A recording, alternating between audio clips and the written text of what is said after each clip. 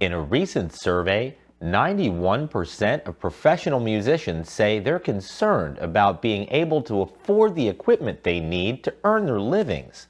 So now what? Let's talk about it.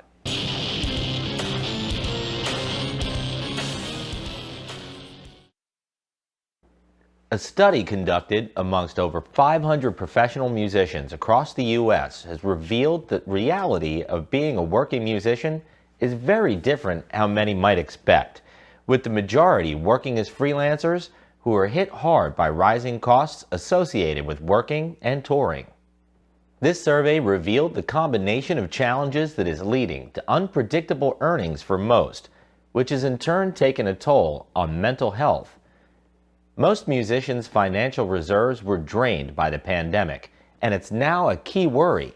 Record inflation has also played a part in driving up the cost of gear, as well as leading to equipment, personnel, and venue shortages.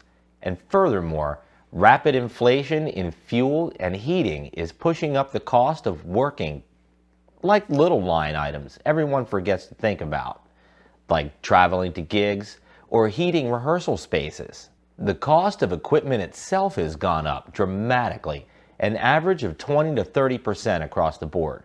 Just restringing one guitar alone can cost around $20. I know I take at least 3 guitars to every show. That's almost $50 in strings alone. A wearable item that starts to deteriorate as soon as you take it out of the package. I work in Florida, and a majority of my gigs are outside, so I use coated strings. That makes my string changes a little more expensive. I'm not going to get into the whole musicians have been making the same amount of money since 1975 argument. If you're still working for $100, that's your fault.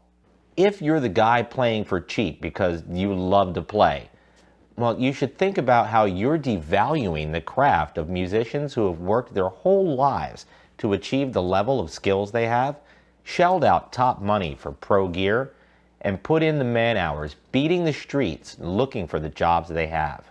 If you're new to the business or new to the town that you've just moved to, take the time and get to know the local rate and charge the same as the other musicians in town.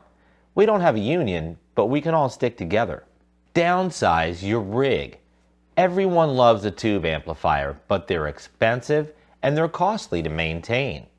An EL84 amplifier, which is one of the most common gigging types, requires a new set of tubes every year. That's over $100 in just tubes every year. Switching to a solid-state amplifier or something like a Line 6 Helix or Neural Quad Cortex can replace your amp at a fraction of the cost while needing virtually zero maintenance. Reducing the footprint that your band needs inside a venue will increase the number of venues that you can play effectively with your band.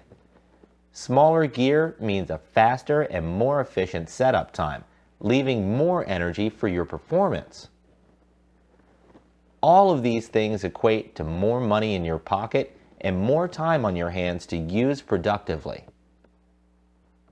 You don't have to lie down and let this situation kick you in the nuts. Hopefully some of these proactive suggestions can inspire you to get the most out of your musical career. It can be hard to put on that cheery face day after day, knowing that you might be looking a dire situation right in the face. If you feel emotionally overwhelmed, there's always some place to turn to, and it's never too late. Reach out to your fellow musicians when things get tough. We really are like a family. Thanks for watching Jersey Shore Guitar Garage. See you next time.